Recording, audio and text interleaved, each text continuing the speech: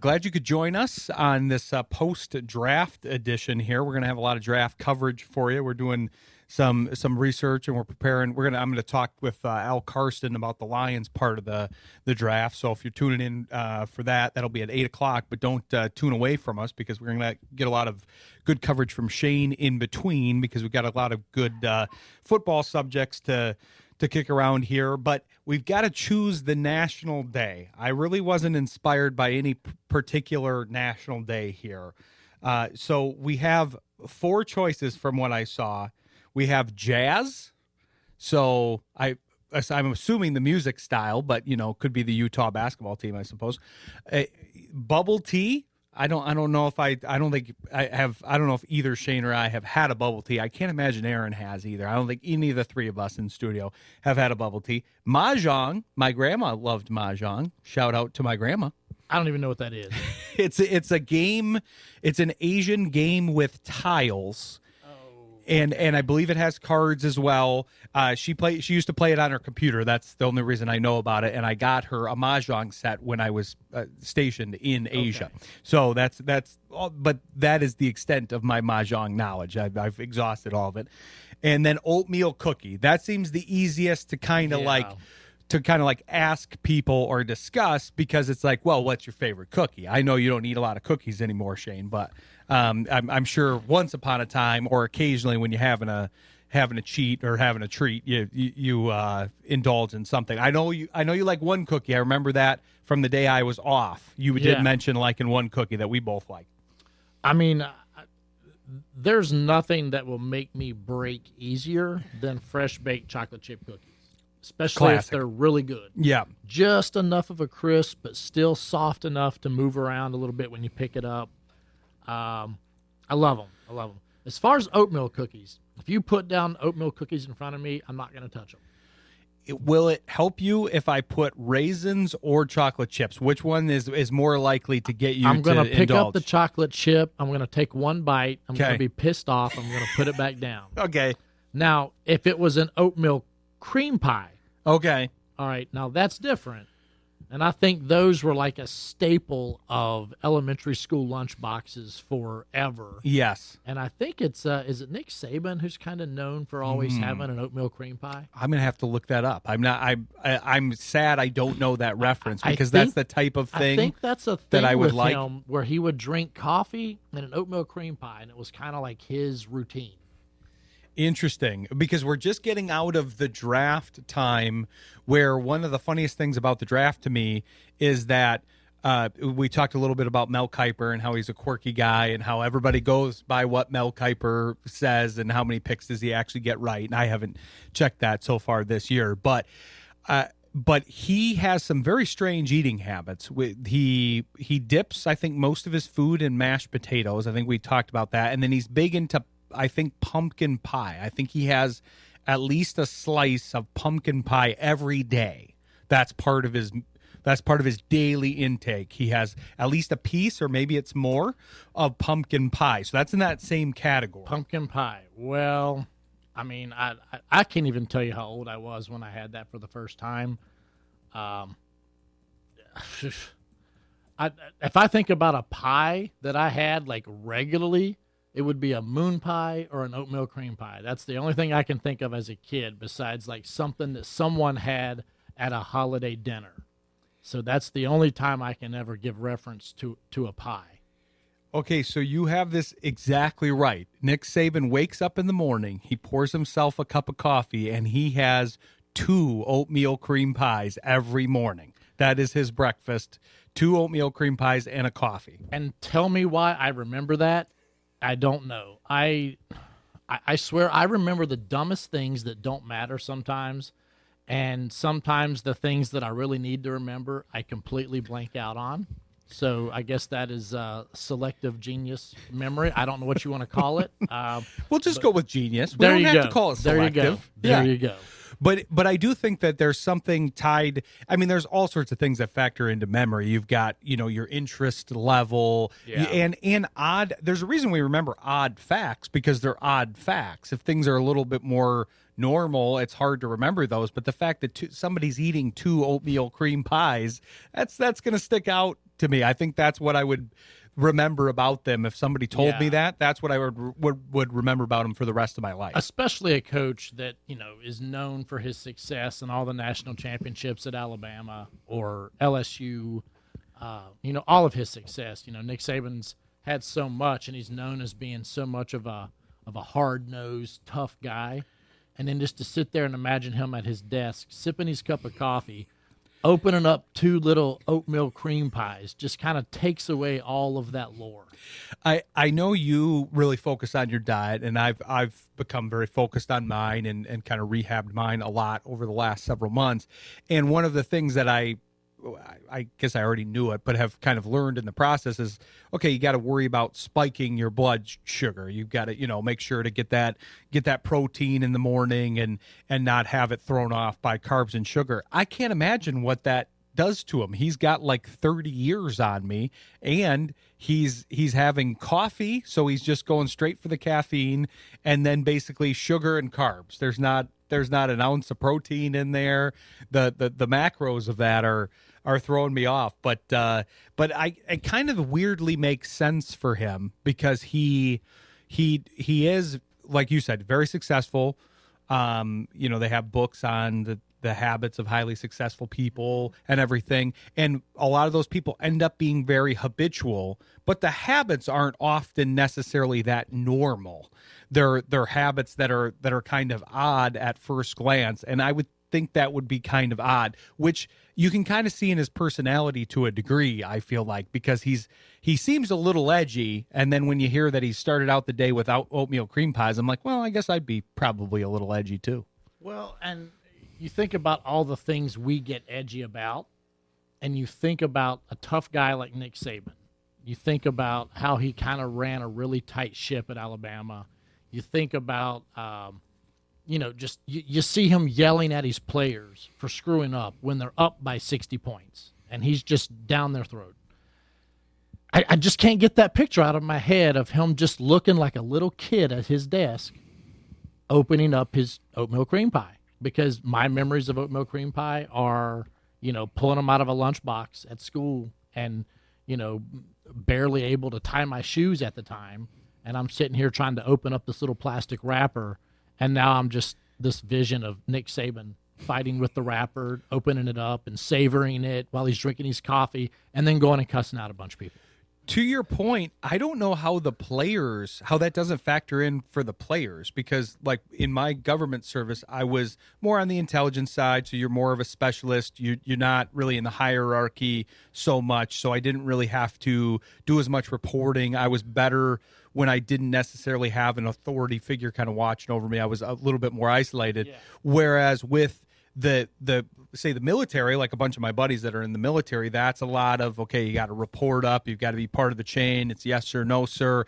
And that's kind of how college football and a lot of the programs are. Very authoritarian. But I can't believe that a guy like Saban can hold that much power over these guys that are obviously bigger and stronger and younger. And not that it's all that, not that they're going to get into a physical fight or altercation, and that's what would assert physical dominance. But it is kind of interesting that it's the respect that he's gained throughout his career, and it's a storied career, it's a Hall of Fame career. But it is kind of funny to think that, like, okay, a 6'7", 350-pound lineman like a Caden Proctor, who he recruited, who just got drafted in the first round, that guy is then saying yes sir to the 70-year-old guy eating 2 oatmeal cream pies in the morning. I mean, I think about it, and I think to my high school coach, and I know so many guys that probably played high school football can probably relate to this, especially if they had a good coach, especially if they had a very respected coach. Their presence when they walked in the room just completely commanded respect. I mean, everyone, pin drop when they walk in the room, when everyone realizes it. And I think about the relationship that I had with my coach many years later, and even at the end of my high school career, I was a few inches taller than him by the end of high school, and I was actually a few inches shorter to start, but I was a few inches taller. By no means was I ever someone that tried to project dominance with my physical size, but I was scared to death of that man. And it's not because I ever thought he was going to beat me up or anything. No. It was just a respect thing, I guess. Yeah. And I think about all the coaches that I've had and loved the most. There was that fearful respect, I believe, that you have. And I think it turns into you almost don't want to let them down more so than you're afraid of them, because you want them to think highly of you. So you try so hard to make them proud of you. And it's kind of like a father-son type of relationship. And that's kind of how I always saw some of these coaches. Now, I had coaches in the NFL that I didn't play long enough for to build that relationship, but I was in a locker room with Tom Coughlin, and known as one of the hard-nosed old school coaches out there. And he had that respect from his players, but they also knew if we don't fall in line, they'll just bring somebody else in. So you can do that, I guess. But I think that respect from whether they're big or small really just comes with how they carry themselves. And, some guys can be, big old meanies or whatever. But I think most people, when they look back in life, they say, I needed that type of treatment when I was young because it really kind of put me on a good path. Which is really how you want to look at somebody anyways. You want to look at the content of the character. It doesn't matter the physical size or anything. We've never talked. We've talked about kind of the father role in a coach and how you had that a lot in college. But did you consider any other schools in the process when you were going to college? Because obviously Frank Beamer was your coach. What was that kind of was that the tiebreaker, or was it just, hey, this is where I want to go and Beamer's the coach here? I mean, so honestly, I didn't want to go to Virginia Tech. That was local to me, and they were very mediocre in the early 90s when I was in high school. I was recruited by them early. They offered me really early. They were the first school to offer me my junior year, and I just wasn't sure about it. I got an offer from Boston College really soon after that. I got an offer from UNC really soon after that. By the time it was all said and done, I had 25 scholarship offers by my end of my senior year. What really was the tiebreaker, and it was really between Penn State and Georgia and Virginia Tech at that point, was that they called my holder and said, hey, we know you're coming here. You're already enrolled as a student to be an engineer. If Shayne comes here, you can hold for him and be on the football team. Well, I had the same holder for 3 years in high school, and that's all he did. And he was a 6'3" baseball player, good athlete, just not good enough for football position. And he just held. And our coach respected my position enough to have a guy be really good at it to really help me be a better kicker. And I was co-MVP my senior year as a kicker, but I ended up kicking, 20-some field goals, I think, and, multiple 50-yarders. So I was given opportunities by my coach. But that recruiting process, that's what really changed everything. And the fact that I did love that the special teams coach was the head coach, and Frank Beamer worked with us every day. Now, he didn't teach me anything about kicking, but he structured our practice. We had multiple conversations every day about our personal lives, our family, school, everything, and really had a close relationship with him. But Caleb coming there and holding for me actually gave him an opportunity. He got a degree. He ended up with a scholarship before he left. And then he ended up getting, through the connections of football, an internship at Hendrick Motorsport, where he interned as an engineer. Then he got a full-time job as an engineer. Then they offered him a full-time job. Then they said, oh, you played football. Why don't you try out for this new driver we have? He's got a pit crew that he needs to fill. It was Jimmy Johnson. Okay. He was on Jimmy Johnson's rookie year pit crew. Interesting. And then they moved him to Jeff Gordon's pit crew. And he was on Jeff Gordon's pit crew for over 10 years, won several Winston Cup titles. Then he was on Dale Earnhardt Jr.'s, and then he finished his career on Denny Hamlin. And now he's one of the major engineer, and I think he runs a consulting company for pit crews to to educate and prep guys and all the stuff. And then I think he still does stuff where he's in like a huge control room, kind of with multiple screens all over the place, kind of directing traffic for the pit crew of the FedEx team. What a fascinating series of events that combination, because I'm always fascinated with the butterfly effect, because we all try to go back in our lives, and it's human nature, and we say, oh, well, if this hadn't happened, then my life would be better. If this had happened, then my life would be better, whatever it is.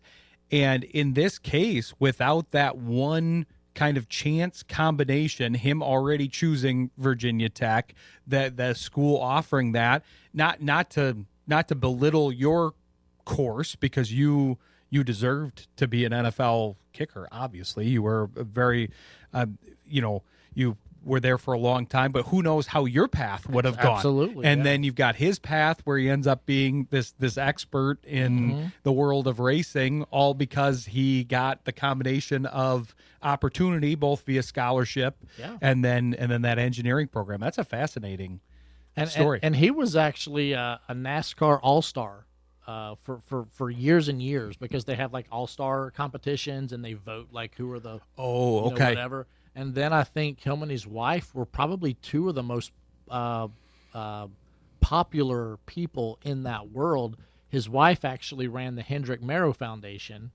And then when they switched over to another team or something, she ended up getting, well, first their child was, I don't know if it was preeclampsia or something, but she was a preemie. So she was born, really early, and he had to leave one of the races to get back and be with her, and it became like a huge story. And because of that, it really like garnered a lot of support for that charity to help that whole situation that causes that. And they were a big national story. And then I think she ended up becoming diagnosed with cancer. So she ended up being, networked around people that had the best care in oncology, and I think really it went like 20-fold for the opportunities that were kind of pushed his way. That's amazing. That's a great story. I'm glad we talked about that. We got to take a quick break, but I kind of want to talk about we were talking about NIL a little bit, and thinking of the scholarship side of things, it makes me think of the NIL and kind of the effects on the draft and how that played out. But interesting conversation so far. We'll pick it up after the break. Stick with us. You're listening to Shayne Graham's Extra Points on Jethro FM.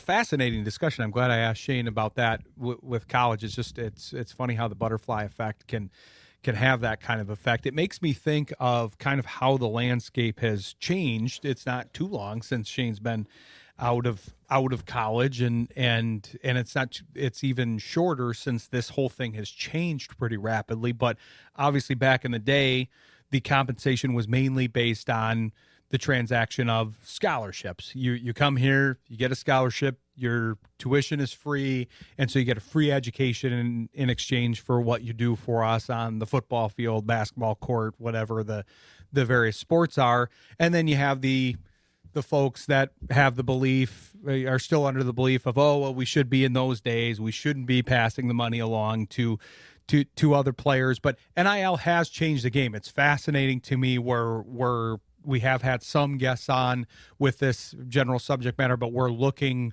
and we're finding some more, because it's just such a layered debate. You can get into the scholarship versus NIL thing if you want, and you can do all of that. But it was interesting to me, Shayne, in the draft where you had the NIL kind of affecting to a degree the age of these players, because now it does affect the decision making. I'm all for the players getting paid. I'll just put that out there. It's not because I'm sitting next to a player. That's just my opinion, and I'm usually player focused. But it does change the decision making for the players, because back in the day it was like, well, I'm on scholarship. The only way I'm going to make money is I got to go. If I'm not doing a career, I got to go do. If I can do football as my career, then that's how I'm going to make my money. It doesn't matter if I'm a 4th round pick, a 7th round pick, a UDFA. But nowadays you can legitimately make more in college than you can in the NFL, depending on how that all shakes out and where you're drafted and what your contract looks like first. I mean, look at the quarterback for Vanderbilt. he'll never make that kind of money ever again. Exactly. And honestly, I hope the guy makes it in the NFL. But those mistakes that he made on that level, that's a whole different conversation, a whole different show segment. But some of these guys do get some pretty good money, and many of them will be bubble players in the NFL that may not make that much, and many of them may not ever make it in the NFL. So when you've kind of got that guaranteed eligibility to kind of play through, I think wiser heads win on this one and maybe convince them like, hey, you need to stick around a little bit because you don't know how long you're going to get this opportunity. That's, I never thought about leaving early by any means, but I would have definitely done that. I would have taken an extra year of eligibility. I would have loved to have played another year of college football. Like the memories that I had there, as much as I love the NFL, being in college and college football was just some of the most amazing times ever. And I would have loved to have had another year of it. I would have loved to have had another year of it with NIL money. But we could get in trouble if our bar tab was paid for us. And I'm not going to say if that did or didn't happen ever, but that the things that the opportunities that these guys have, why wouldn't you take advantage of it? And I think when you throw the COVID extension that a lot of guys got, you saw the ages kind of go up a little bit, but also I think more guys probably decided to stay an extra year as well. It's silly, for the record, and no, I'm not going to push you on whether or not you did get that paid for. If you did, because those kinds of things do happen. They don't necessarily happen to Shayne Graham, but they happen in the world. It's silly that was policed that heavily, especially compared to where we're at now and compared to some of the things that all of us that are attached to the sport know that go on as well, behind the scenes. It really is crazy. I mean, when I was a coach, okay, when you're a college coach, we actually have to learn the NCAA guideline book of compliance. We have to know that if the team puts out bagels and as a snack, you're allowed to provide a snack at a certain part of the day. But if you put cream cheese on it, oh no, it becomes a meal.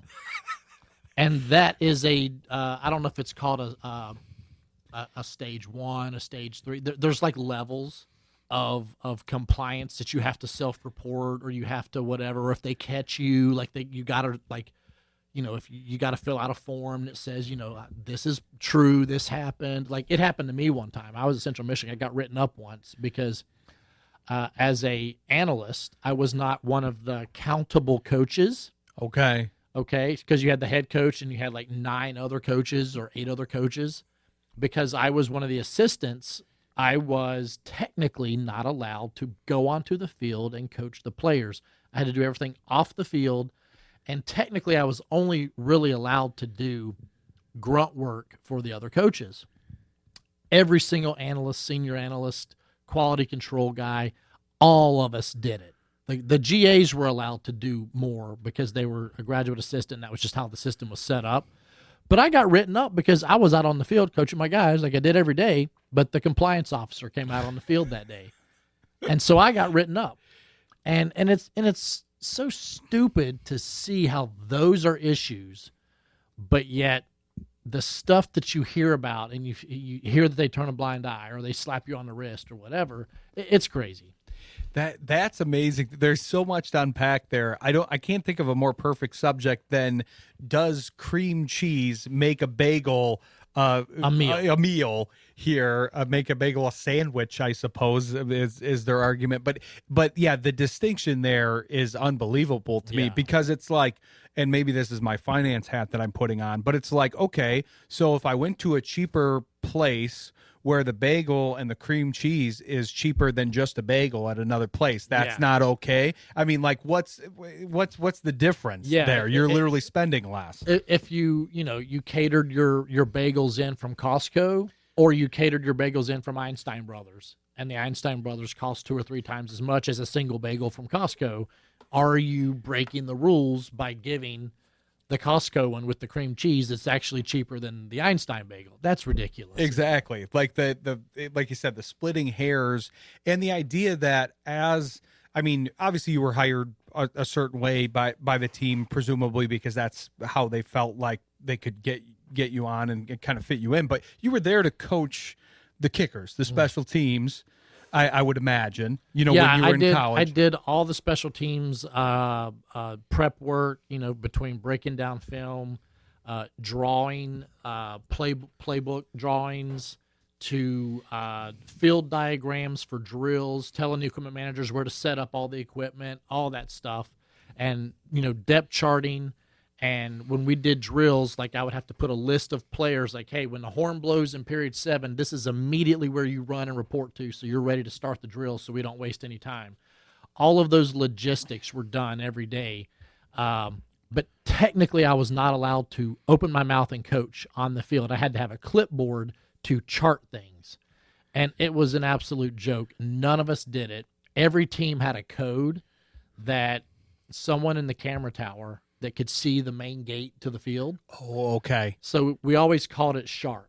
Okay. A shark attack. If compliance came onto the field, everyone would put their hand up on their head with like a shark fin. Okay. And that would be the signal. But they always had a speaker system playing music at certain points off an intercom from the camera tower. Well, they would play the Jaws theme song. I was trying to think. And that would be how it would and they'd do it for like 2 seconds. Yeah. And then it would turn off. And everyone knew, like, okay, I got to step off the field. I got to walk away. I can't be coaching. And that was our code. That's awesome, by the way. I love that. I know I literally was trying to think of what song. I knew you were going to get to a song, and I was like, well, Baby Shark wasn't out. Yeah, that wouldn't have worked. Didn't think of the Jaws theme. Should have thought of that. But so you were physically allowed to be on the field. I had to be on the edge of the field. Yeah, so you were not allowed to be past the sideline. Exactly. Basically. Okay. Yeah. Which I broke that rule every single day of my coaching career. Of course, because you were... Sorry, Michigan State. Sorry, Florida. Sorry, Central Michigan. Yeah. Let's report them. That's... And by the way, add 150 other schools to that list. School. I mean, because they probably... That's creative, but I imagine it's not unique to your schools that you were at. That I imagine other ones had that code. I'd like to discover what the codes were. I'd like to go through the codes. Yeah, as somebody that did use codes and things too. And you create this dynamic, or every program had a different type of dynamic. The compliance officers were almost like the stereotypical HR, like when you watch The Office and everybody, what's his name's Toby? Toby, yeah. Okay, everybody hates him. Nobody likes Toby. Okay, it's kind of like that because it's like, you work for us. Why are you getting us in trouble? But it was like, wouldn't you just want to be just be cool? Like, just be cool. Come on. Well, so were the compliance officers, were they employed by the school or by the NCAA? Were they like countrywide or were they school specific? They're school specific. Okay. So they had an office within the building structure. Okay. And they would wear the school's gear. Okay. And it was, I don't know if I know the NCAA required it. So I don't know if you were technically an employee of the university or if you were an employee of a third party that made you have to be there. I'm not really sure. I know, like in the NFL, for example, every team had the drug testing guys. Mm-hmm. They had their own office. It had a toilet in it, and they had 2 desks where they did the collecting and putting in the containers and the sealing of the envelopes and this paperwork. And then you had a toilet. That was their office. Right. They were employed by the league. That would make sense. But they were also probably employees of a secondary subcontractor that was a LabWorks company or something. Okay. But they were employed technically by the league and not the team. Well, that's kind of what I was thinking with a compliance officer. It's like if they're employed by the school, if the school said, yeah, this guy's not being very cool, like, come on, man, be cool. If this guy's not being very cool, well, maybe there's somebody else out there that would be a better fit and be, and be able to, kind of be looking around before before they went on the field, because that does seem like a conflict of interest. Whatever the interest is, I'm not really in favor of the interest, though. We always knew the schools that had the cool compliance officers because, a lot of us coached at different places before we got to different places. And, as a beginning coach or guys in the entry level as quality control or analysts or any of that, it's actually good to move around every couple of years because you become a part of someone else's tree and network, so you can possibly get hired on their staff when they go down the road and become the head coach somewhere. That happened, honestly, with Sharon Moore. He was the tight ends coach at Central Michigan, and when he ended up going to Michigan, a bunch of the GAs and quality control guys ended up on Michigan's staff by the end of the tenure there. But it's I think the whole thing is just, if you hear a story about one school, you can't be jealous of it because you don't have any control over it. You got to try to play by the rules as much as you can and just watch over your shoulder, I guess. But there were definitely some schools that you knew what they were getting away with and you knew you couldn't, and you'd tell stories about it when you met up with those people and you'd be jealous. Hey, that's interesting stuff. I like where we've gotten to so far, especially because NIL, that changed everything, and now the rules are completely different. But that's fascinating stuff. We're going to take a break, and probably talk some more college football here. There's recent gambling story actually from my alma mater, IU, that's hit the news, and wanted to get Shayne's take on that. But stick with us. You're listening to Shayne Graham's Extra Points on Jethro FM. Having a good conversation about a bunch of things in football. We're mainly focused on college today because we're talking about kind of the transition of college to the NFL and really how different it is. I mean, even from when Shayne was coaching, it wasn't that long ago that he was coaching, but really pretty much everything has changed because of NIL. I mean, your last coaching gig was, not that long ago, but really the landscape is like a 180-degree turn from where you were. It's crazy. NIL was just getting started when I was still coaching at University of Florida. And we were proud of this collective we had created there, where they were pooling money into a collective so they could then have it distributed however they wanted, so that players weren't just all trying to get individual deals. Now, were players getting individual deals? Absolutely. But they created this collective so that they could try to distribute the money.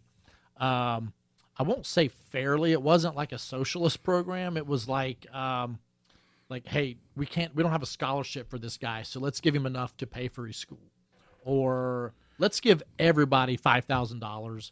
Or, I remember Utah's collective gave every player on the team a leased vehicle for a year. Okay, so all of those things are really cool, but then you started seeing how it played into recruiting. And that's where it gets really shady, because that's where the coaches are not supposed to be a part of that.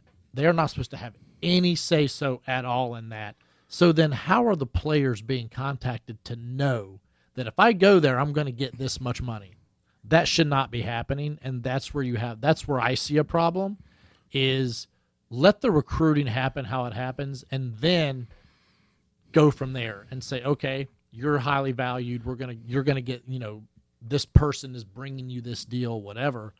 But especially in the transfer portal, and guys were leaving for more money and all that, and you find out that there's rumor that they had this such and such deal set up before they even entered the transfer portal. Well, that's tampering. That's illegal to NCAA standards. So you see that, and then I've had coaches who, I'll leave that one alone.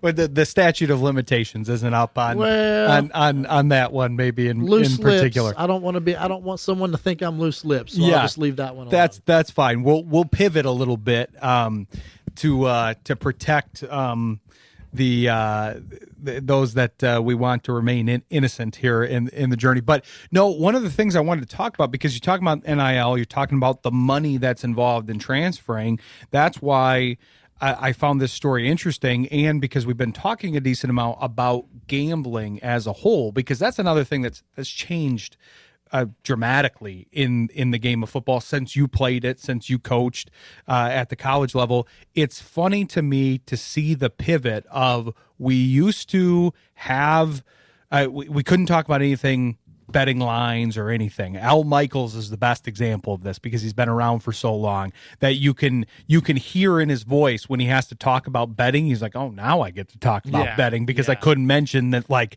that field goal at the end would have made people a lot of money because it went over the line. But now it's so accessible and it is an addictive habit. I'm not saying that everybody gets addicted to it, but alcohol, drugs, gambling, we know these to be addictive habits. I've gambled with no problem, but I don't really like gambling, and I don't do any sports gambling because it affects my sports fandom and the ability to follow things and all of that. So I just do, I'll hit a casino with my dad every once in a while, but I'm itching to get away from the table every time I go there. But I get that it's addictive. But you've got Brandon Sorsby, who went to Indiana and now is being accused of gambling on Indiana games when he was there. Now, he didn't factor in, he wasn't necessarily like the starting quarterback for a lot of the time while he was there. He obviously had inside information because he was part of the program. So that part you could kind of consider as like an insider trading kind of thing. But it's just so fascinating to me how all this plays out. It's like, we want to have all the gambling things everywhere, but you guys that are actually in, kind of the ones that are leading to all the gambling, all the players, you guys are the ones that are in control of it. You guys can't touch it, but there's fire everywhere, but don't touch the fire. Absolutely. I mean, it's funny, even, at a certain point, and this may still be the case, I'm not sure. Active players were not allowed to do any marketing with alcohol companies. You only saw like John Elway do a Coors commercial after he retired. He couldn't do it while he was playing. Okay, so that was one kind of thing. While there's beer signs all over the stadium, right? Of course. Yeah, I mean they sponsor the stadiums and different things. So then we always had this meeting of we're not allowed to gamble on blah blah blah blah blah. Now we weren't allowed to gamble on football. This was the NFL. In college, they're not allowed to gamble on any sport that has an NCAA sanction. Okay. So they could, I think the only thing that it allowed them to gamble on was horse racing and dog racing. Okay. That was it. So now we were told we weren't even allowed to take comps. If we went to a casino and they offered us a free room, we technically were not allowed to take it.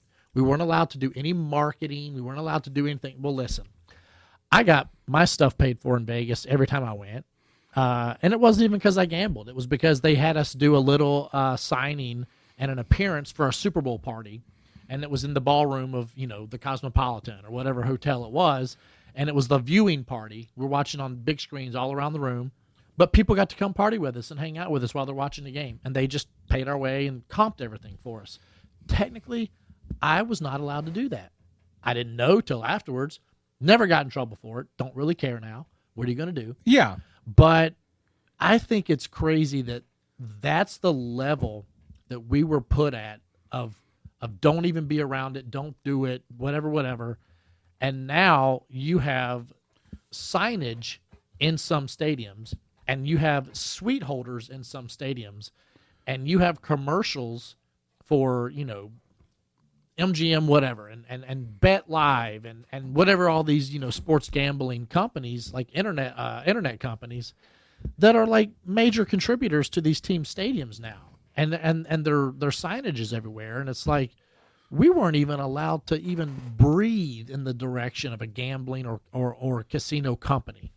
Well, this is one of the things. I did this interview on my own because you were out of town for this one, but we had your friend Owen Hansen on, and that was one of the things that struck me about his journey. Yes, he got into the drugs. Yes, that's part of why they had the Amazon special, and he wrote his book and all of that kind of stuff. But he kind of started more on the gambling side of things. I think that's why he stayed in Costa Rica, because it was legal there. Yeah, and they set up a whole website, and he had a good website right, that worked well. And no, we are not going to talk about, like, because I know he had clientele and all of that kind of stuff, and that's fine. But it is funny. It's like, if you were part, you weren't, but if there was a player that was part of that, because he did talk about players being part of that was that way back in the day. Now you still can't do it, but the rules have changed and it's everywhere. And what you described, Shayne, is interesting, because that's what Chauncey Billups is basically being accused of right now, but to kind of a further extent, being the front man for a gambling operation, and to bring people in. Like, that's what you were there for. There's nothing wrong with that, by the way, as far as, like, you're a recognizable face, celebrity, etc., especially in the sports world, football world. So you're somebody that's going to inherently bring people in the door, and that's a very common thing, whether it's athletes, celebrities, what have you.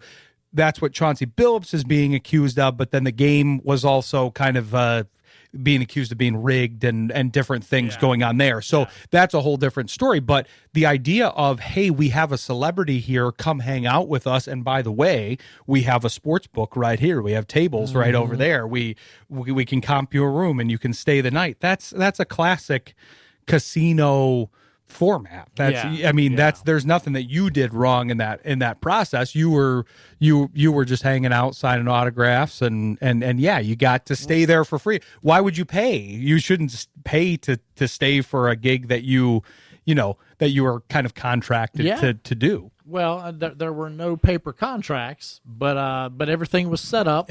But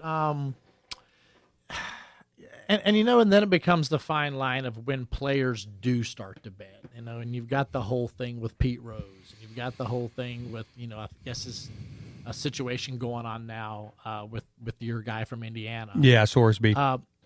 Here's my thing on that. If you're betting on games you're not playing in, who cares? I don't see an issue with that. Now, are you pushing a fine line? Sure, probably.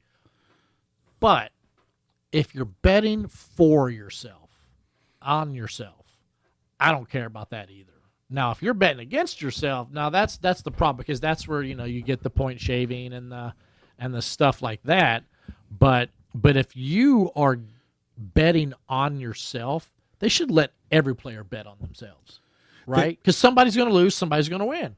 Why not let them all do it? And everybody's betting on themselves. From just a theoretical standpoint, you're betting on yourself doing better, getting that better contract, and so I'm with you, because that was the other part of this basketball scandal, the one with Chauncey Billups. Terry Rozier is the other part, and he was a bench player for a couple different teams, and basically he's being accused of, through kind of a cutout, through a friend, betting his own unders, because you have all these player props now where you can bet a bench player for under 5 points, because I'm never going to get in the game. Exactly. And then you can get in the game and dribble the ball off your foot a couple times and have the coach go, he doesn't have it today, I'm going to pull him out. And that's essentially what he's being accused of. And it's easier in some sports rather than others. That's why, obviously you stayed on the good side of all of this, but it's like, you can think of it specifically with a kicker. That the kickers have got to be the ones staying very far away from all of this stuff. And if we ever missed a big kick, don't think there wasn't somebody, back before Twitter, in the old, comment section, when news articles, you could put comments underneath of them, or Facebook or whatever, when that first came out, swearing that the kicker had to be in on some sort of a gambling thing because they were point shaving. And it's like, no, I don't think I'd make enough money doing that to make up for jeopardizing my career earnings. And also, somebody'd have to have my family, like tied up in a basement somewhere, blackmailing me if that were ever to even be a considered thing. And then I would just call Denzel Washington, and he'd come save the day. So exactly, yeah. Denzel, whether you want the Equalizer, or you want Liam Neeson from Taken, any of those Good characters. but no, it's true. It's interesting to think about all of this, because this is happening in the Pistons side of things right now, because the Pistons are struggling as the 1 seed, and Jalen Duren, who was an all-star this year, very good young center, he's being accused in a lot of circles of doing this, and it's like, no, he's playing a good defensive team, and he's struggling a little bit as a 21, 22-year-old guy. He'll be fine, but I don't think we have to go down the go so far away from Occam's razor and say, oh, it's got to be gambling. Everything becomes scorched earth so early that everyone wants to jump to conclusions because that's sexy, that sells, that gets clicks, it gets rage bait, it gets all that, and also it's a stimulation for a lot of people just to have those arguments, or it's an excuse for the gamblers that one of my favorite things that I love to go comment on when I see this on social media is when the game is won. You've got a 1-score lead, and say someone gets either an interception to seal the game, or a running back or someone breaks through the line and they can score a touchdown, but they do the right thing and they slide and they take a knee without scoring the touchdown when it's an easy touchdown. Right. And all these people run up and get in arms that guy is, he's doing that on purpose because he didn't want to reach the over, or he didn't want to reach the spread, or whatever it was.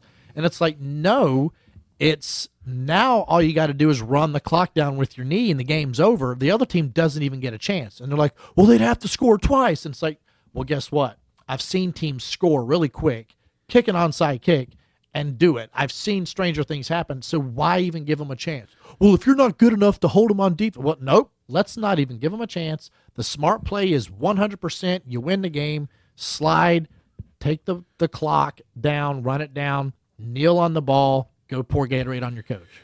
Control the ball. That's what Yes. you want to. That's what you want to do. And by the way, to your point, as a kicker, you might not even see the defense because you might get an onside kick, and you might not be able to get your offense back out there. But the other thing I wanted to mention with that is, better than anybody with as a player, that actually is not in the player's best interest either, because there could be things in their contract if they got one more touchdown that year. Absolutely. If they there could be the incentives are literally against him in every way to do that. It's Yes. just the team. It's for the team. For the individual, that does not benefit him, and no, not from a gambling standpoint either, because he's not gambling. I mean, the benefit that he gets is he's recognized as a high IQ football player, and he's recognized as a team player, and more than likely he's probably going to get favorable treatment and negotiations down the road if he has some leverage. But when the fans go up in arms because it screwed up someone's parlay, I don't care. Then don't gamble. Exactly. I was always told, if you're not willing to lose the money forever, never gamble and never loan money out unless you're willing to part ways with it forever.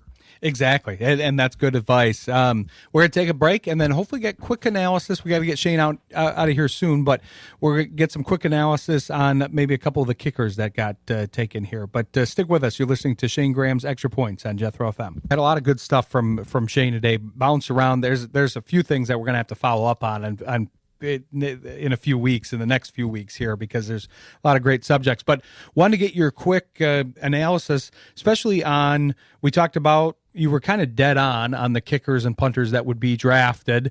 Zaveda was picked up in undrafted free agency. The two punters you highlighted, Eckley and Doman, were drafted, and then of course your guy Trey Smack was drafted. But now we got to see him in the division. That's the only problem. He's on Green Bay here, but I expect that you expect him to do well there in the frozen tundra.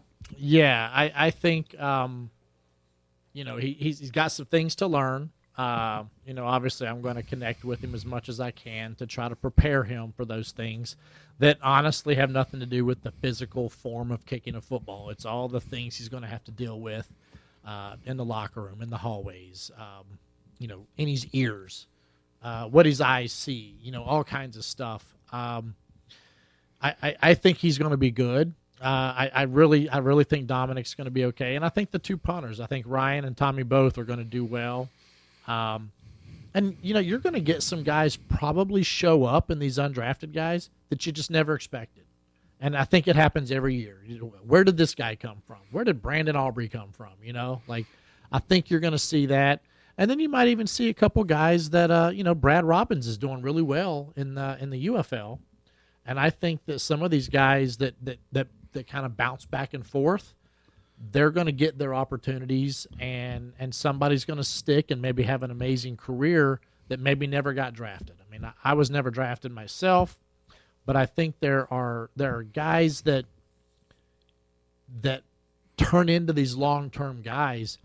Not a ton of them are drafted, and you got some that do, but I think if you look at the lion's share, I'd love to see a statistic on that of like how many guys who made it more than 10 or 15, 20 years were actually drafted. Love to see that number.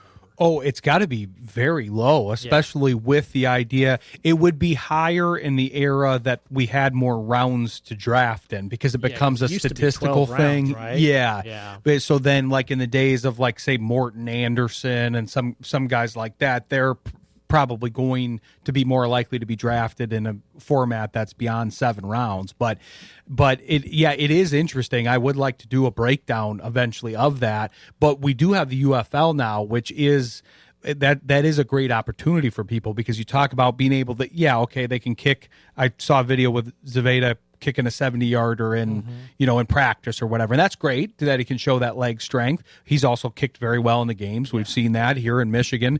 And but it is good to see these guys that are in the UFL, because it's not professional football, but they're kicking the same ball through the same uprights. I mean, it is professional football. It just may NFL. not be the same, monetary figures, but listen, they're starting to get fanfare. They're starting to get some momentum. I think the NFL is even kind of on board a little bit with it. I think so. I don't know the full story of that. I think if they're smart, they kind of co-sign it and kind of maybe even subsidize it a little bit to give it some legs so that it can kind of be a minor league feeding system. I mean, baseball does it. Why the heck can't football do it? I know it should work as a minor league system. I know they talk about college being a minor league system, but it's still college. To have something that's a bridge, I think would be good. I'm sad we don't have the Panthers anymore here in Michigan. I know. Well, and the whole thing about college is, NCAA, their big sticking point is amateur. And it's like, that's going to be the sticking point to make that some sort of a feeder system. But I think the UFL. Now, did the team just disband, or did they?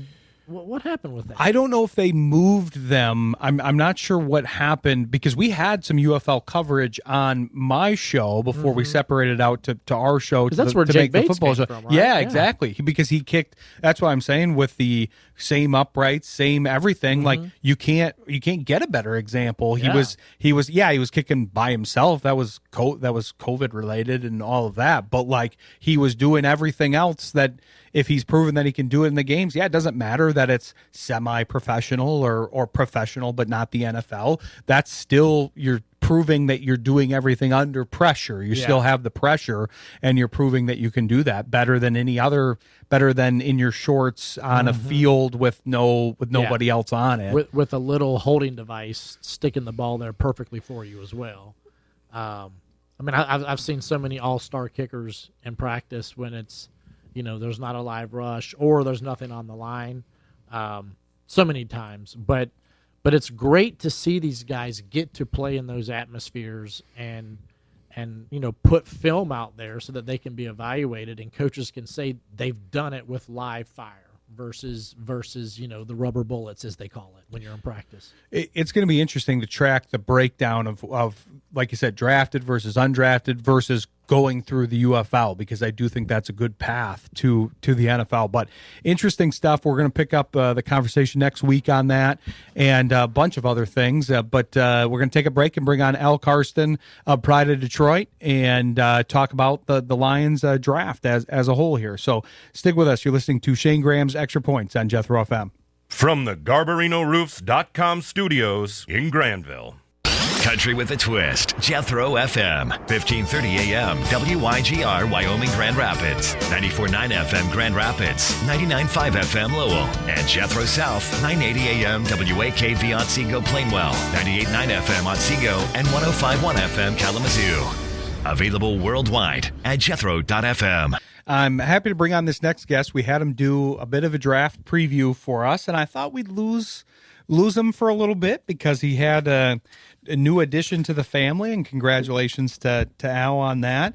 But this is a good guy to have to break down the draft because we got a lot of breaking down to do. We've got some time to do it, and he's apparently got some time to do it. I assume the young ones may be asleep now, so we've got some time to deal with the draft. But we never. So you're kind of the only guest today, Al. So as far as the thing of the day, I don't know that we really settled on anything.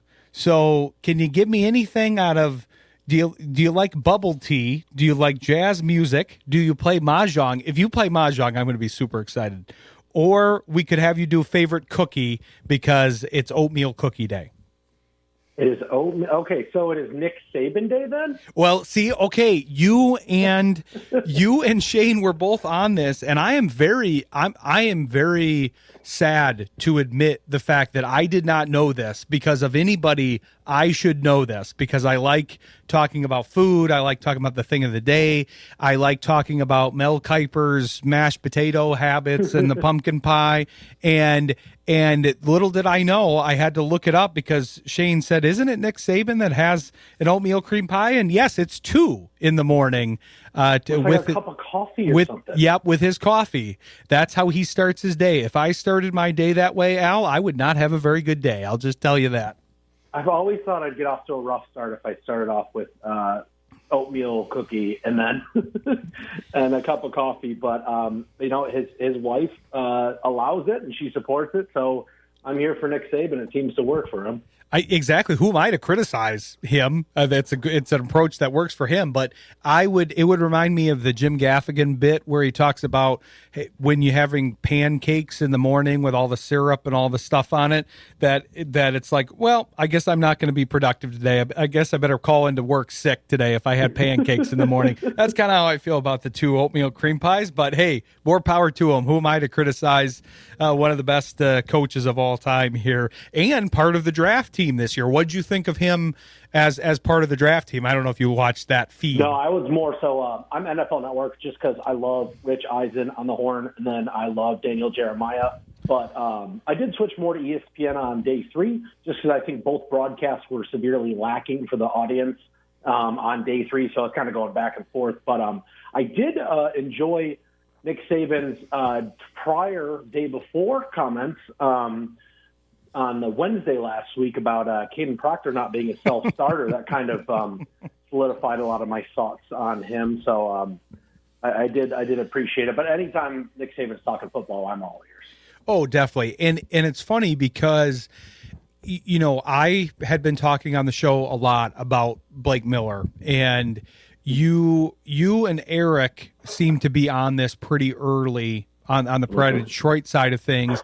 And then, but one of the things that was happening on the show in general, because we talked to a lot of you guys, we try to get a variety of the folks on the Detroit beat. The Detroit Lions beat is great. That is where you should be getting your news. And this is kind of a great example of that because when we did talk to some national guys that I know, some draft experts that do all the teams, Ryan Roberts from A to Z, Daniel Flick from Sports Illustrated, some of the guys that I have relationships with, and we had them on the show to get their view of things. But when you talk to the guys on the national beat, it was a lot of Caden Proctor. Ryan didn't feel that way, and neither did Daniel. But yeah, I think Ryan was on the same day as me, and I listened to him, and I was happy to hear that he wasn't falling for the bait. Oh, did you hear his comment about how he didn't like? This seems right up your alley, Al. That that he saw Caden Proctor in person, and he didn't like what he saw as far as his like calf and ankle size. Oh, I didn't catch that. No, but that checks out. I've heard some different things about body type for Caden Proctor in person. That just, I mean, I couldn't stop laughing when we were talking about that on air. But that kind of stuff does matter. The part of it was we were talking about the mobility for polling, because there's a lot of polling in the Lions offense, and then there was talk of him being better suited at guard.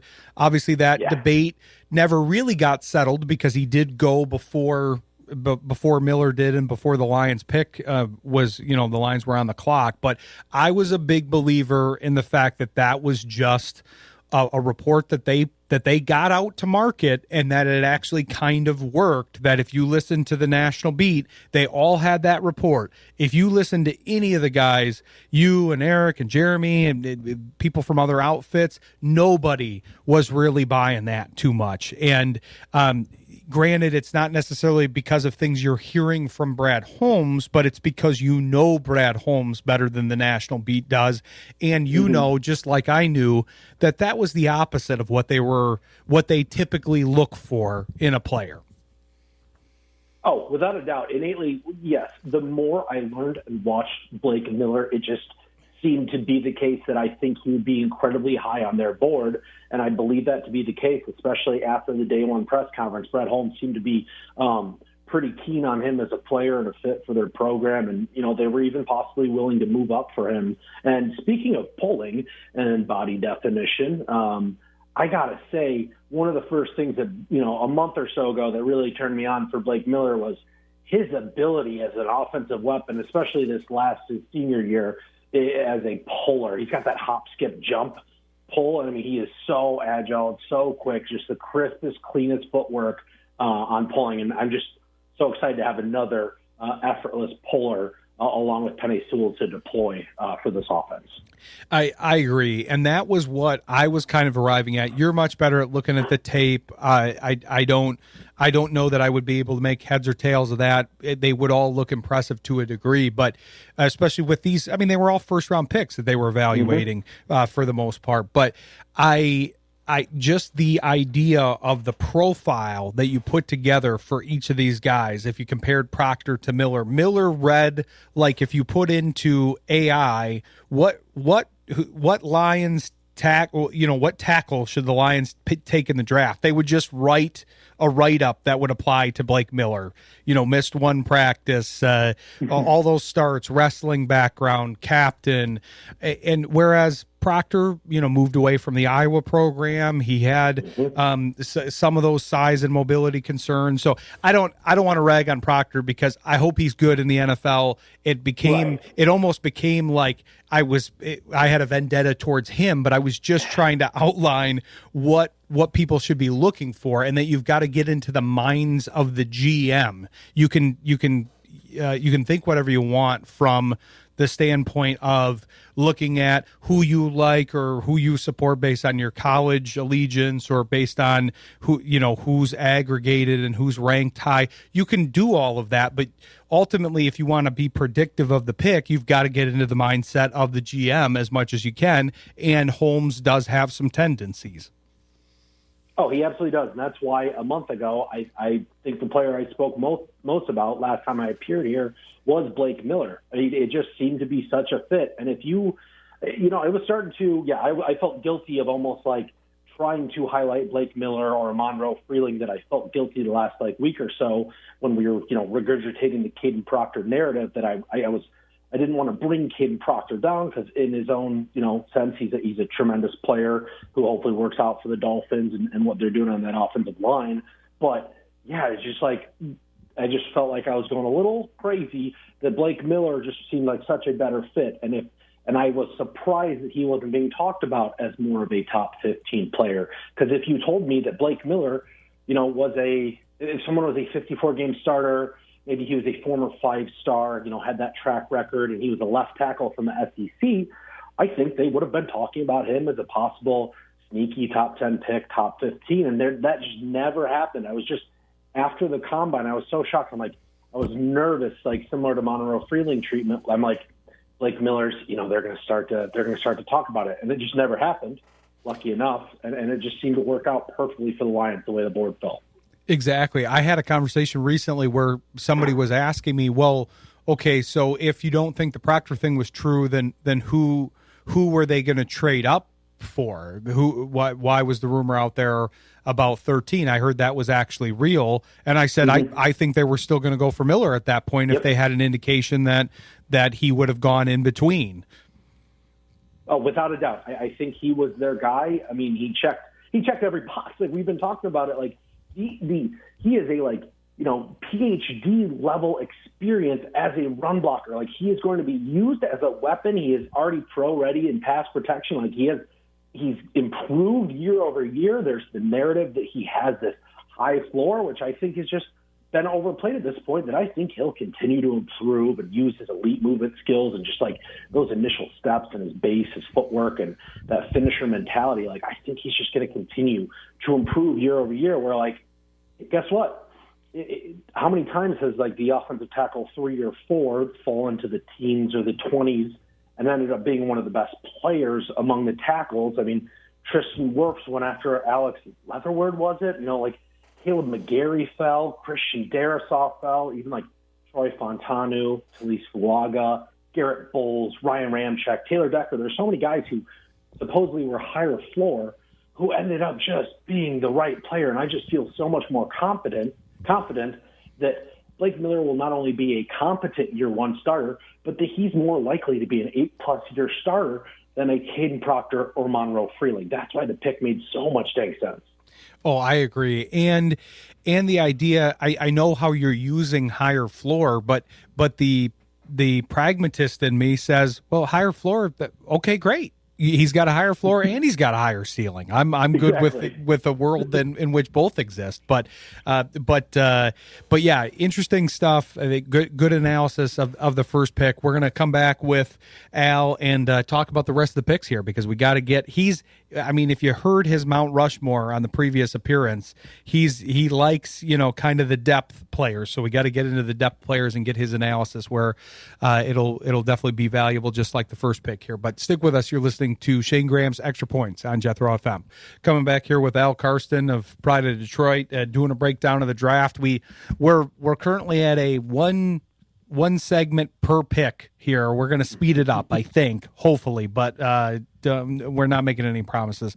But no, I do want to talk about kind of those next two picks, because one of the concepts that I had ready, but we didn't really need to do it this year. I always find this interesting with the Brad Holmes draft experience is, we have a tendency to focus on maybe some of those mid-round guys where he's trying to outthink some of the other guys, some of the other GMs, and say, okay, I want to grab Manu here, or I want to grab Vaki, Broderick Martin. Oh yeah, exactly.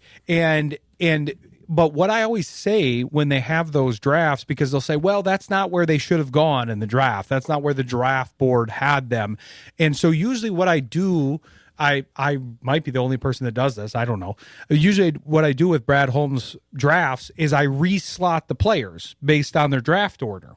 And then see what that really looks like as far as the plus minus goes, because he may reach for some guys, and by some people's estimation, maybe Rolder was a reach or some of the other guys, but then Abney was a value. So there's a lot to be had there. But I kind of want to go down each pick, and obviously I think part of the reason that people weren't necessarily as upset is, one, he did get the positions that people wanted, and two, he grabbed 2 Michigan players. So that meant that about half the fan base was upset and half the fan base was very happy, which is always funny when that happens. I have a buddy that still doesn't like Aiden Hutchinson because he used to play for Michigan, even though he's a big Lions fan. But what did you think of the Moore pick? You've had some good analysis on your X account about kind of some of the pass rush statistics and different things at Michigan to kind of put him in perspective. But obviously, Michigan fans are going to be happy about him. But they finally did take kind of an archetype closer to, I guess, maybe what people were clamoring for. Mm-hmm. And I think you are dead nuts right on what he did with the meat and potatoes of the draft this year without, shooting for the stars. He wasn't hoisting up threes from the parking lot. He was just taking a fastball and lacing a double. He was just hitting it down the fairway, piping it down the fairway, and he just got a lot of contributors and competitors who were feisty and tenacious. Like, he stuck to his gun. Brad Holmes did with a lot of these picks, and while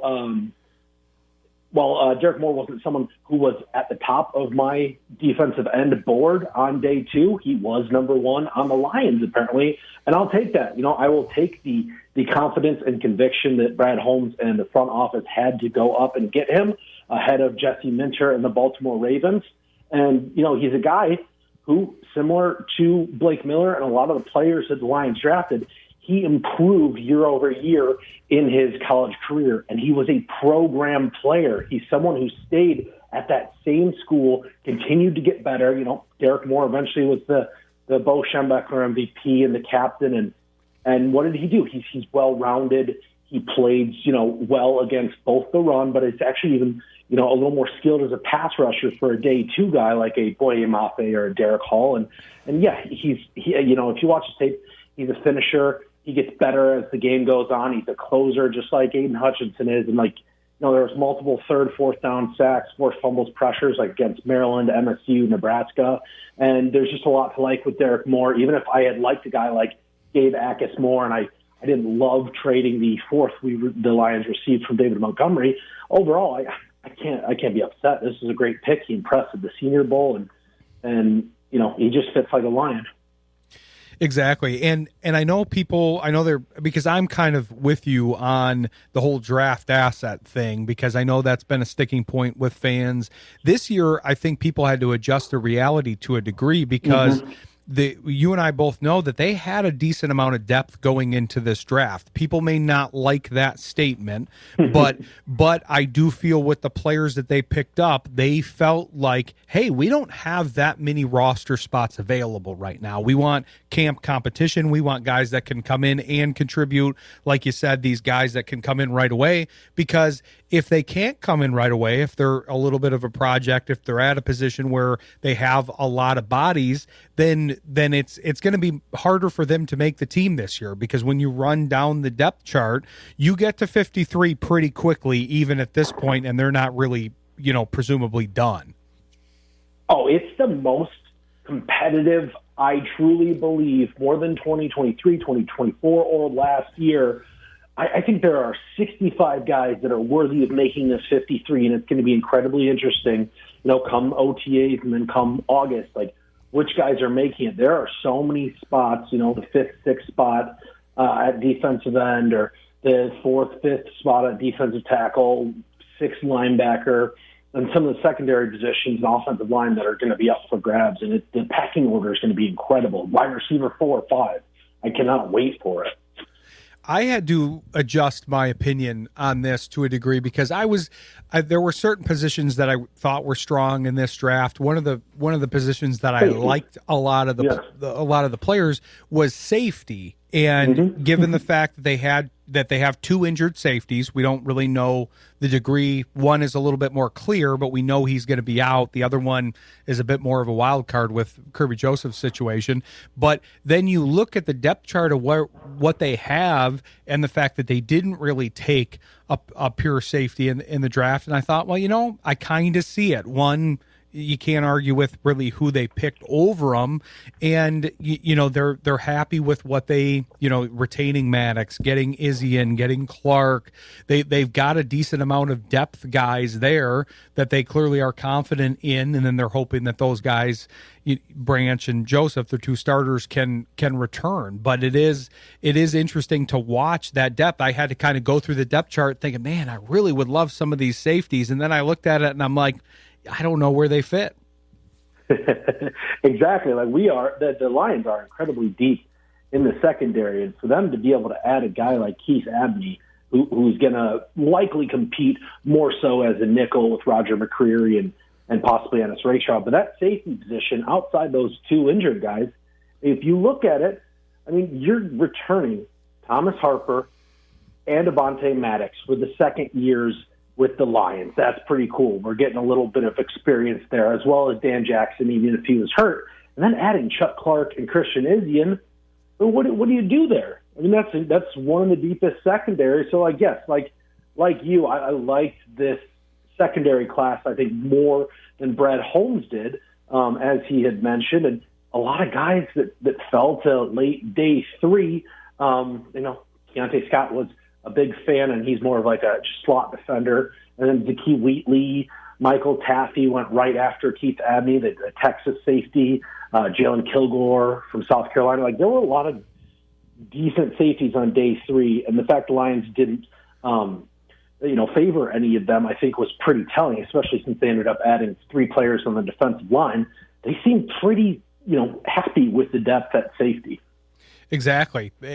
So, like you said, you can't really argue with who they ended up going with. I want to talk about Abney more, but we've got to hit on Rolder a little bit, because obviously they ended up doubling down with Michigan players there. For me, because and part of it's my perspective as far as linebacker, I liked linebacker at this point in the draft. There were guys that maybe I'm an IU guy, so Aiden Fisher was kind of a name that stuck out to me. He also seemed kind of like a Lions player to me, the way he profiled. You had a few linebackers at that level, but it seemed like at first when the pick was made, I was a little worried about the reaction. But between being a Michigan player and some of the post-draft reaction, it seems like they might have gotten a little bit of a steal there, especially because one of the things I was outlining before the draft was the Ohio State situation, where they had a lot of top players selected. And what's going to be interesting to me is all those players off those defenses are now going to other defenses that have weaknesses, presumably, because a lot of them were taken early. And they don't get to be, Sonny Styles doesn't get to be behind Caden McDonald and working with Arvell Reese and having all these other pieces and have Downs behind him.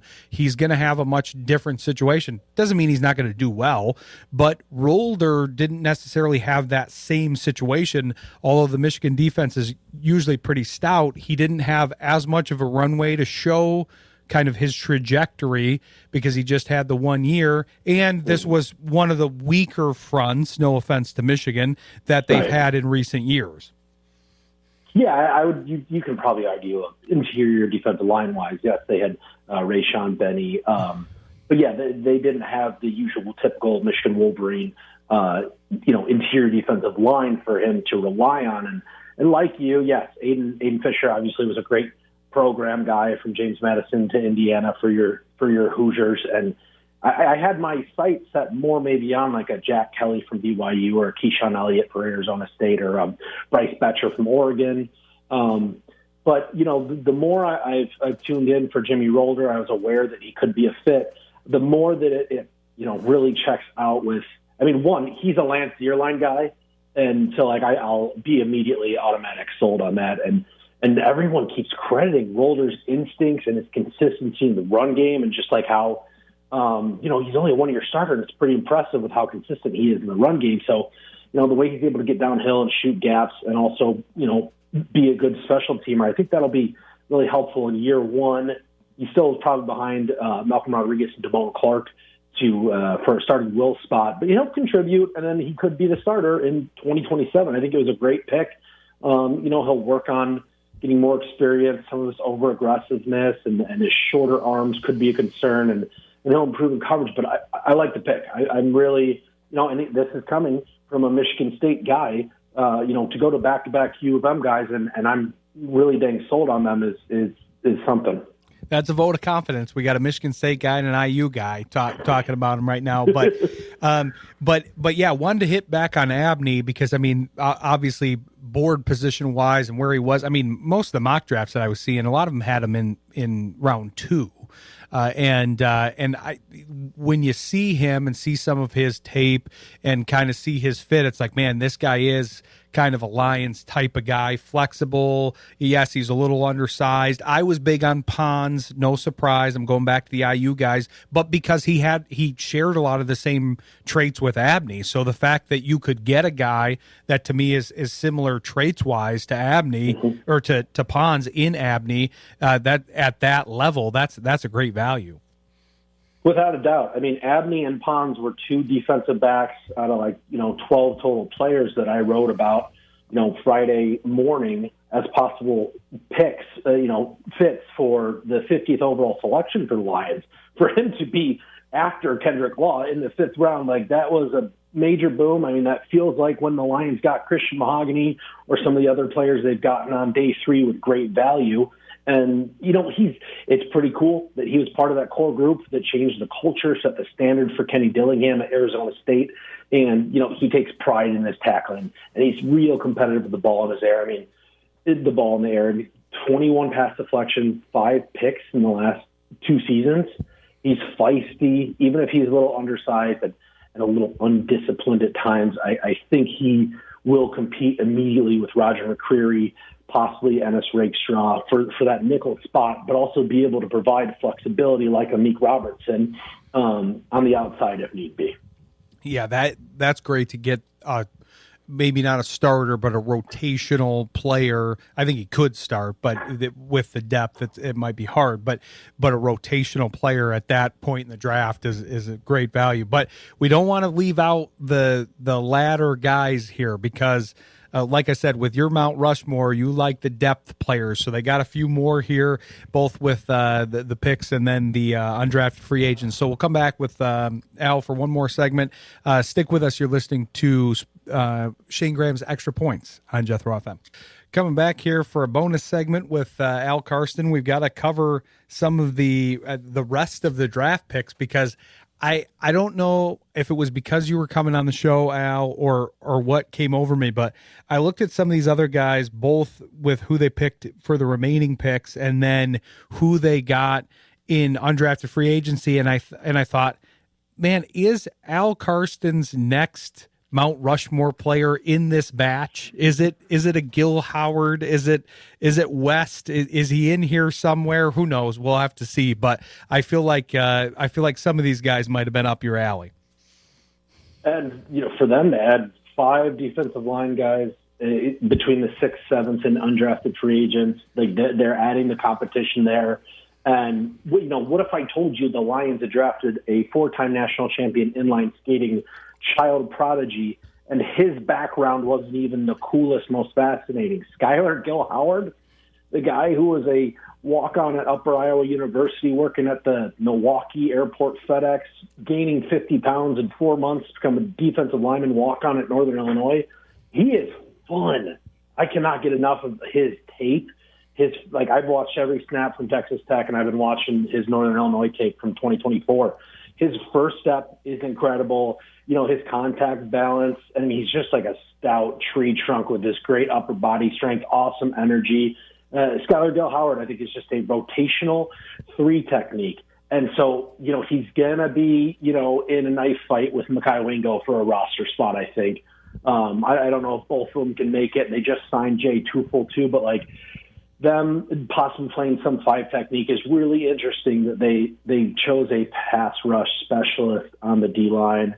Really intrigued by him. I think he would have gone higher if he was able to test and if he didn't get hurt 7 games into Texas Tech season. Really cool player. And then Tyree West is another fascinating one where, Tennessee's been awfully weird with their defensive line rotation the last few years. They had the kid who was drafted by the Chiefs in the 2nd round last year. He had started 2 games for them. And Tyree West is another guy who only started a couple games, only averaged 25 snaps a game. But he's got heavy hands. He's got a little bit of twitch. He can kick inside as a pass rusher. And Tyler West will probably compete with Tyler Lacey, a 5 technique. And then they got some interesting guys in undrafted free agency as well. Yeah, I'm glad you hit on that part with kind of how they fit in because they're clearly going for some competition and they should because they do have a deep team. So they had filled kind of the major holes and now they're going for guys that, okay, let's see who kind of rises to the top of this particular battle. But yeah, Gil Howard, I do like him. I'm hoping he pops in camp. I was, we were talking in the first hour with Shayne about how we were talking about NIL and that changing the landscape, and we had a long conversation about it, but we were talking about how, that made the players, kind of harder to evaluate in a lot of ways. They're different ages now. You had the COVID thing involved with a lot of them too. They're transferring to a lot of programs, so you don't get the continuity. And then with somebody like Gil Howard, I know he had other offers out there. So it's like, man, what if that guy ends up at Alabama? He's probably not picked there, I wouldn't think. Mm-hmm. And that was one of their biggest competitors too. So I think he really could have worked his way, despite being undersized, into being like a top 100 pick. I think he has that skill set. So it'll be cool to see him hit the ground running with the Lions this offseason and see where they go with it. Definitely. I'm excited about this class as a whole. Now, we got to get to some of the other linemen, but we can't skip over Law. I'm curious what you think about him, because he's got a really interesting skill set, but I'm curious where he fits in. I think I can see the vision, but I'm curious what you see out of him. Well, it's with like a lot of these guys that were, doubled up players. He's got a similar skill set to a Greg Dortch with a slightly better, physical stature. He is someone who I wish we had the tracking data and we had a Fitbit on him for that rinky-dink, smoke and mirrors, funhouse offense that Kentucky had this past year, because he is constantly in motion. He's constantly getting bubble screens, pop passes, and he really was someone who, like, they revolved the offense around, even though he wasn't a downfield receiving threat. So he's someone who, and more so because he was in motion the whole time at Kentucky, he blocked his butt off when he was at Alabama there for 3 years, and he's someone he's got an urgency with the ball in his hands to get upfield and break tackles, and it's a cool skill set, and he's someone who I think will be an impact player, hopefully in kick return, and then possibly in the future on punt return as well. Exactly. It was interesting to me because I get the comparison to Dortch, and then obviously people are going to also evoke Khalif Raymond because of the size, but he has an interesting skill set as far as definitely the return side. That's where it's going to mirror those guys. But he was in the backfield a decent amount, and I didn't know how they were going to involve him there. They've also clearly, it's clear by some of the play calls last year that they wanted somebody that they could do some gadget plays with, and they just never really ended up with the right personnel grouping. Some of that was the line and the way they designed the plays, I'm sure, too. But then some of that was the actual personnel. Whereas this guy, I could see them installing some plays for him because, yeah, you hit on it, that they kind of built things around him, and he was all about yak. He was not getting the ball down the field. If you see a speedy, small receiver, yeah, if you look into his numbers, he's not catching the ball down the field. He's catching the ball in the backfield a lot of the times, and then getting his yards from there.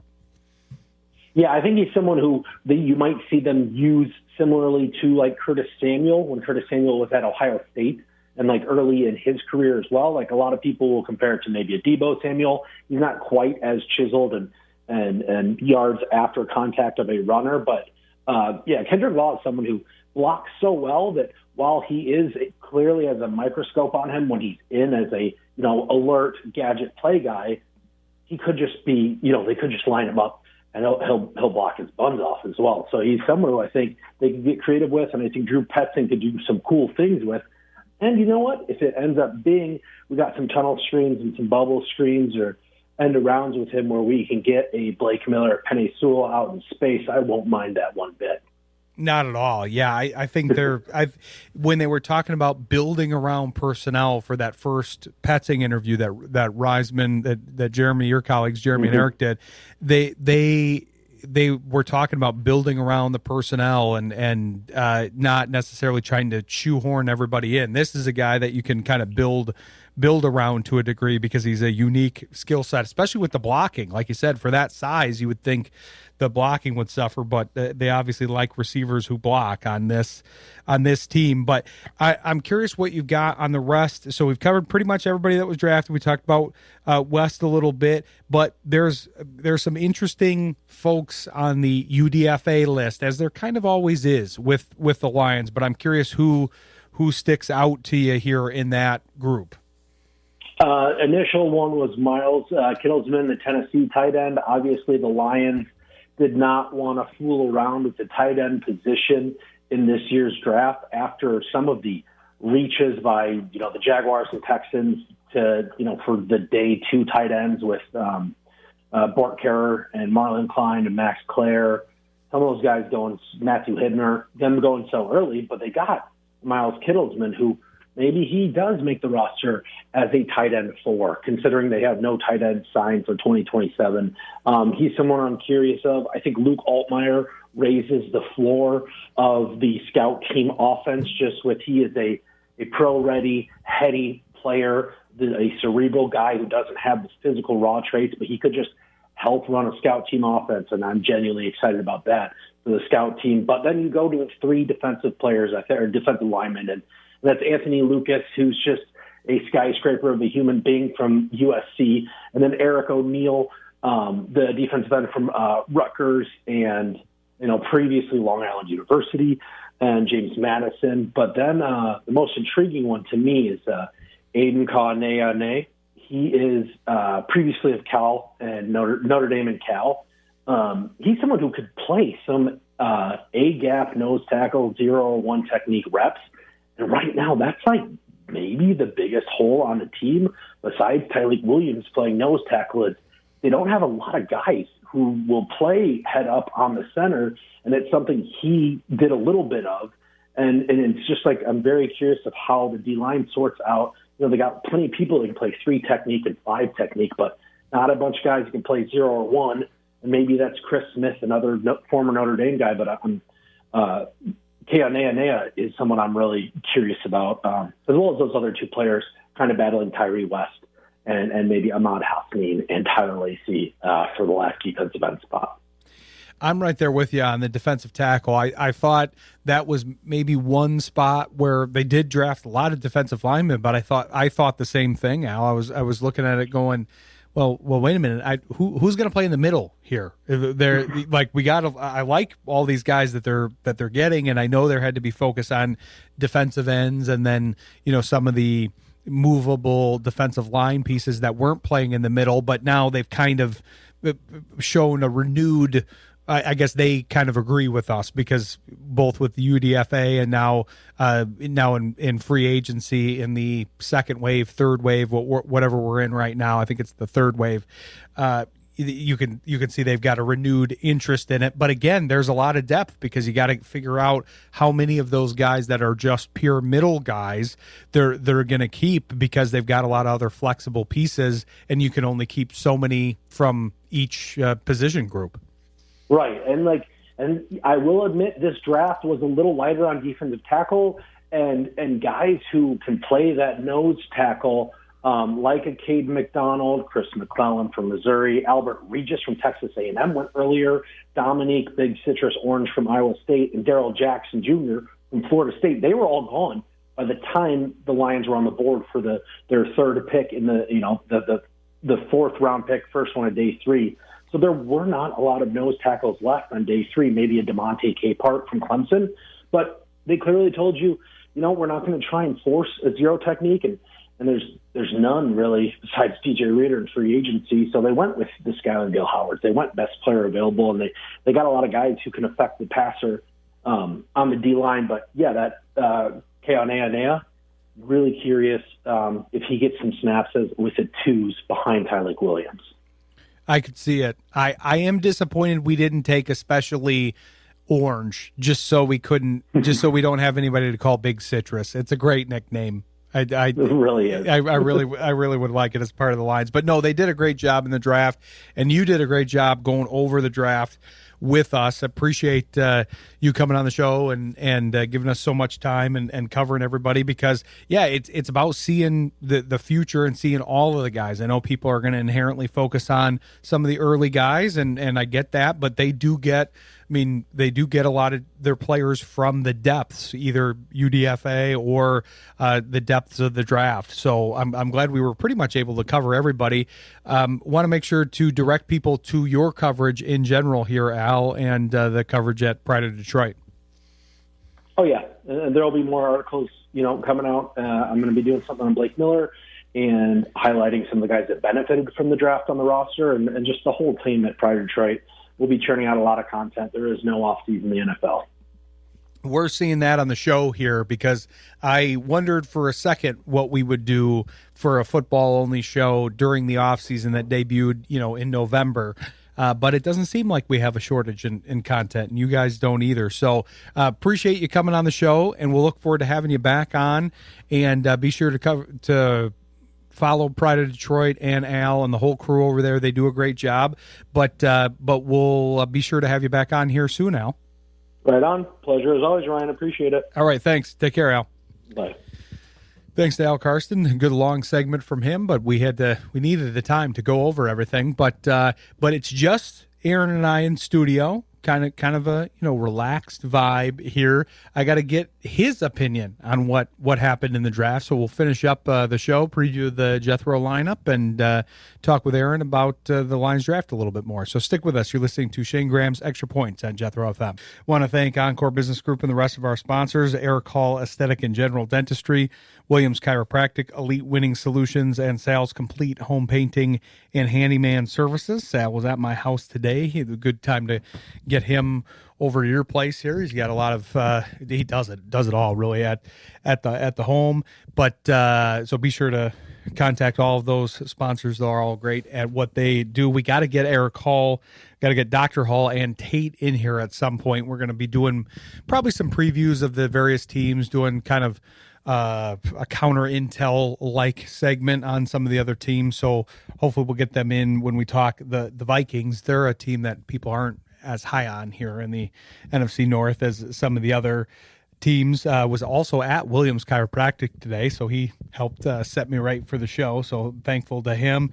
And then obviously Shayne, I mean, he's modest about it, but Elite Winning Solutions really had a hand in a lot of these players that were drafted and were in this draft cycle. He doesn't always want to reveal his specific connections, so we won't do that, but just know that he's basically always out there kind of advising the next great kicker and punter, and now he's going to be doing it for the Packers kicker, which I meant to mention during that segment. The Lions fans probably aren't going to be happy about that, but we don't want any fan mail about that because he's just trying to make sure these guys get further in their careers, and he can impart some of his knowledge on them. And then Encore Business Group has a lot of stuff going on the sports memorabilia side, so be sure to check out their website and eBay page because there's a lot of good memorabilia there, and they'll be continuing to add, might be some developments there, and we'll have Clay on either this show or Sports Intel at some point to advertise them. But wanted to check in with Aaron here. I'm curious what stood out to you in the draft. We obviously had a deep dive there with Al, but it seems like the tenor of the fan base in general is happier this year than previous years, because one of the narratives I didn't get to talk about with Al was there's a lot of people that are on this bandwagon of, well, the last two drafts were bad. I think that's kind of a flawed statement, more so because how can we know that right away? Like, can we know that the last two drafts were bad already? I feel like it's too soon to know that, especially last year's draft. I also don't think it's true, but just the idea of, like, I know it's a little bit of a dopamine microwave culture where we want immediate results, but especially in the NFL and in all these professional sports, I think a year or two is maybe a little too early to give up on all these guys. Yeah, I mean, and honestly, too, I feel like you can make the argument that some of the drafts were better than others. I mean, especially early on with Dan Campbell. But I felt like they hit pretty good early on with the early draft picks that they had to start the foundation. Maybe it hasn't panned out right away with the last two drafts. But I think in general, though, too, we've done pretty well in the draft compared to the years where we'd always take a wide receiver in the first round, and those guys never really panned out for the long term. I think we got a great core in place. I think there wasn't really anything. All the picks made sense. And, I mean, the general consensus, at least as far as, like, grade level-wise of where they landed with the draft, they're like a B+, and I think that's pretty fair. They got what they needed. And I just think overall it was a very good draft. I like what they got in the first round, though. A tackle with good experience. They'll probably move Sewell to left tackle. He'll probably play right tackle, and I think it's a good fit for what's going on. And I think they wanted to move Sewell to left tackle. That was a big part of the discussion was, okay, well, let's try to find a replacement for Decker so we don't have to move Sewell. But I don't really think that was the Lions' intention most of the time. If you get a guy that's better at left tackle, you can then consider it. But I think they wanted to solidify that blind side and figure all that out with Sewell there and get a right tackle that is very experienced like Miller. But I've pulled up the drafts here. It's interesting because I'm looking at all the drafts in the era of Brad Holmes and like you said, Aaron, they did hit on, I mean, especially there was a couple drafts that they hit on pretty well, especially the 2023 draft. But one of the reasons they hit so well is they had so many assets in that draft and then did do basically the only trade down in the Holmes era and multiplied those picks. So you ended up with Gibbs, Campbell, Laporta, and Branch in the first 2 rounds. That's a pretty good haul. But the last 2 years before this previous draft, I really think those are going to acquit themselves nicer than people think. Mahogany is scheduled to be their starting left guard. We'll see how that works out, but he was a 6th round pick. Mekhi Wingo looks like he's got some juice there. We'll see if he makes the team. You got Vaki and Manu that I think they're kind of the reason that people aren't happy with that draft, but they were 4th round picks. Yeah, they did trade for them, but they were 4th round picks. And then you've got Rakestraw and Arnold, who I think could factor in pretty well into the defensive backfield this year. I think people are kind of harder than they should be on Arnold. We're doing some Bader Meinhof stuff with him, where the pass interference, some of the other stuff that people were seeing, they're kind of attributing that to him more than maybe should be the case, but we'll see what happens this year. Obviously, he had the offseason troubles, so hopefully he plays a full season because he's also been injured a lot. That's really the main problem with him so far. So we'll see if he's healthy. But I thought Tyleik Williams had a good year last year. It's hard to assess. I mean, you're a football coach, Aaron. It's hard to assess an interior defensive lineman. Like when you're looking at a guy, oh, well, did he play well? I don't know. He didn't have any sacks. He didn't have hardly any tackles for a loss. So he must not have played well, right? It's hard to assess them via stats. Yeah, especially interior defensive line. And I mean, especially when it's a lot of teams that use like the odd man fronts where it's they have a nose guard. You know, he's 2-gap, and he's not going to get a lot of stats. He's not going to get sacks or tackles for losses, but he's clogging up gaps to open up tackling lanes for the linebackers. So, I mean, you don't really know it until, let's say you have a good nose guard and all of a sudden, he's hurt, and now all of a sudden you're getting gashed in the run game. Everyone's like, well, we're just tackling poorly and not really necessarily paying attention to what's, in the interior defensive line. And you hit the nail right on the head. That's what I always try to use as a little bit of a measure. How well did the linebackers play behind him? And the linebacker play was very good last year. Campbell had a great year. Obviously, Anzalone was solid. They had a good year as a group. But yeah, you had him. Ratledge cemented himself as hopefully, a cornerstone offensive lineman for them. I think Tesla's due for a lot more usage this year with a full off season and understanding the playbook a little bit better. Frazier, I think, is going to be a sneaky good backup, potentially offensive lineman that could be developed there. Hassanin didn't get a chance last year because of the injury, but he's interesting. And then basically Jackson and Lovett. Jackson didn't get to play, but we could see him this year. So it's funny because a lot of the excuses for these guys are, or a lot of what happened with these guys was injury and not having the opportunity quite yet. So that's why I say might be too early. I'm not saying all of them are going to be great. I'm not saying, I'm just saying reserve your opinion maybe for a little while. And let's give them a little time. Same with this current class here, and hopefully we can see them develop here. But it'll be interesting, and we'll be continuing to get Aaron's opinions on this because he's got good analysis, especially from the coach's perspective on these kinds of things. This episode is brought to you by Encore Business Group, Eric Call Aesthetic and General Dentistry, Williams Chiropractic, Elite Window painting solutions and sells complete home painting and handyman services. Shayne Graham's Extra Points with Ron Walsh airs live Thursdays 7 to 9 p.m. Eastern on Jethro.fm.